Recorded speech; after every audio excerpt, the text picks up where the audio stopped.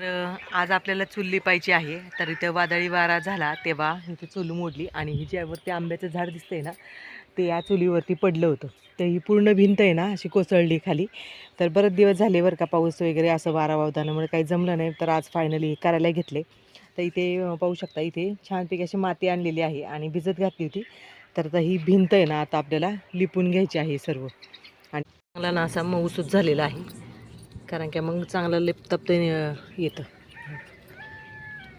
असं ना. कारण काय थापल्यामुळं मग व्यवस्थित बसतो तो.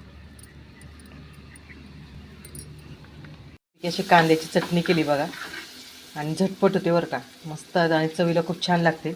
तर इथे बाजरीची भाकरी घेतली, पापड घेतलेला आहे, लोणचं आणि मस्तपैकी अशी कांद्याची चटणी.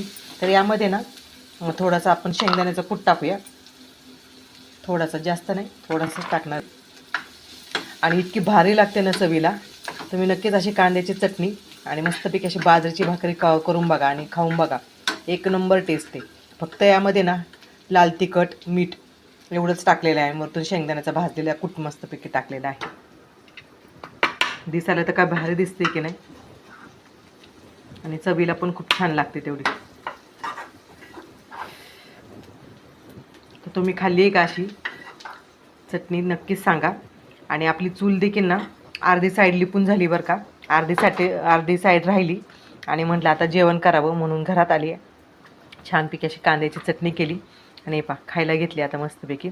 तर चला, या तुम्ही पण